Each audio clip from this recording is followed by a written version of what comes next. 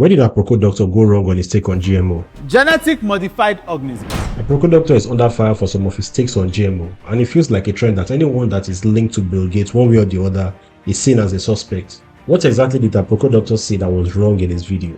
Genetic modification have been there since the days of our forefathers. So your forefathers been doing genetic modification. Yes, I said it.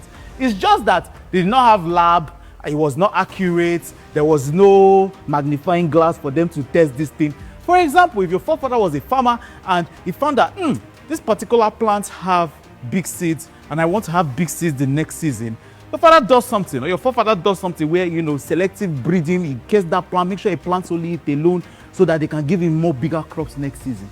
The forefathers have been doing it. And Aproko Doctor is actually right for this explanation. However, the issue is in what he did not say. Traditional genetic modification, which includes selective breeding, crossbreeding, and plant hybridization, are all natural methods which our forefathers used. The key word here is natural. These methods are still being used today and they are beneficial to farmers with little to no disadvantages. Now let's talk about GMO crops that are being produced by genetic engineering techniques. There are so many uncertainties to GMO crops. There are cases where farmers were not allowed to sell their seeds, and also the issue of drought and soil destruction by these GMO crops. There are reasons why GMO crops are banned in several countries, especially in Europe. Some of these reasons include the effect on health, environmental concerns like the effect on biodiversity, and also the destruction of the ecosystem. There are also economic and trade factors associated with this ban. While Aproko Doctor tried to provide an objective outlook to this issue, he didn't really explain or address some of the issues and concerns that people have concerning GMO. There are cases where these GMO crops become resistant to pesticides and insecticides, and even other cases where the GMO fertilizers have been recorded to destroy the soil. Now, I explained this on a deeper level on my paid video where I talked about why MI was being dragged for associating with Bill Gates. Another concern about these GMO seeds is that a lot of the GMO seeds that are currently in circulation are actually controlled by a few companies. And these companies can decide what they want to do with it.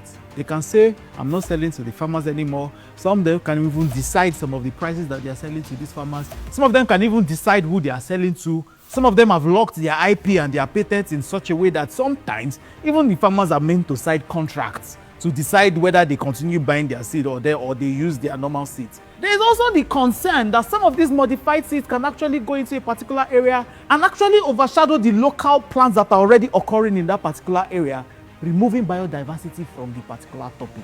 In other African countries where GMO was introduced, there were several laws that followed, and these laws included not being able to sell GMO patented seeds, and also not being able to market these seeds except you have a license for it. And these licenses were expensive to get, making it difficult for the local farmers to be able to trade their seeds. So there's going to be an economic effect of GMO to Nigerian farmers and traders if it was introduced in the same way it was introduced to other African countries. Now for Aproko Doctor's video, he didn't say anything wrong in his video.